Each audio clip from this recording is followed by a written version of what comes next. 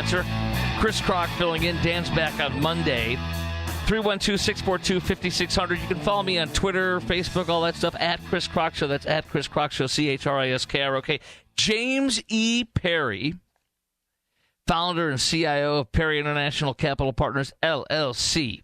Jobs report. James, we did it. Another, I don't know if you say blockbuster, it's up to you, but great jobs report. Talk to me. What do you make of this? 147,000 jobs. It's a pleasure to get to speak with you today in Dan's absence. Yes. I'm on for the non-farm payroll number pretty much every Friday of the month, Thursday this month. And I guess the main thing I think about when these data come out is that, if you want to understand the market, you got to understand the economy. And if you want to understand the economy, you've got to understand the employment report. The labor market's the biggest part of the economy.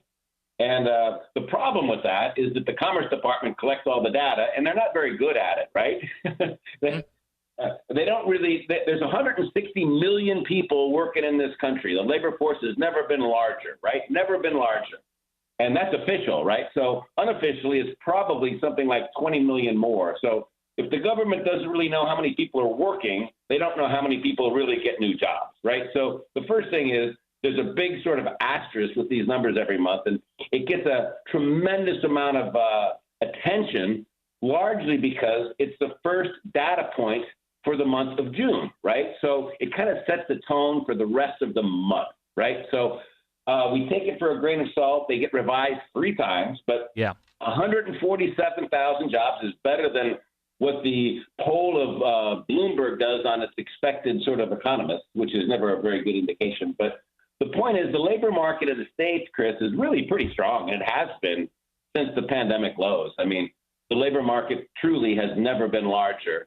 And wage gains, especially sort of non-college graduates, wage gains are running at sort of, according to the Atlanta Fed, 4.3%, which is, just about as strong as we've seen it really in the last sort of 20 years. So the labor market is strong. The employment market is strong. Consumer spending, which kind of is about 3/4 of GDP, is growing at about 5%. So the economy is in pretty good shape, and this market this data today kind of underscores that point.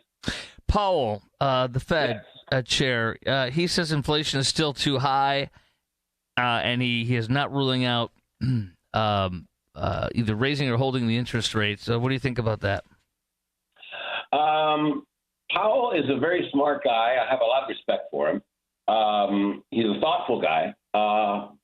The problem is he's a political guy, right? I mean, if you remember the COVID inflation surge that we got in sort of 2020, 21, Powell was up for re-election, and he chose not to raise interest rates until he got reelected, right? So anybody that says he's not political isn't really looking at the facts. Now, maybe everybody in government has to be because they like their jobs and they like the power. But I think Trump is pushing Trump to cut rates because it would suit his economic agenda. But as a data-driven kind of forecaster and strategist and portfolio manager, the fact is that the economy doesn't really need more stimulus, right? The bond market is trading, 2-year Treasury notes are well under 4% already. So the market is telling you that inflation expectations are going down.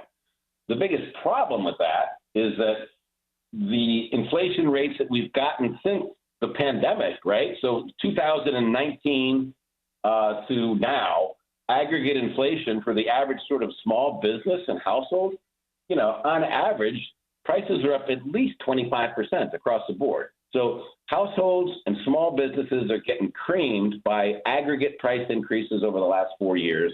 And the banking system and leverage speculators and leverage real estate guys all want cheaper money so they can make more money.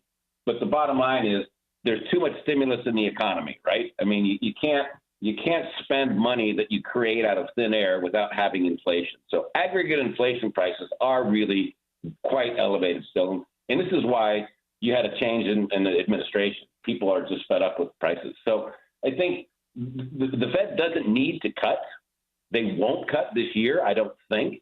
mainly because there's so much stimulus in the system already.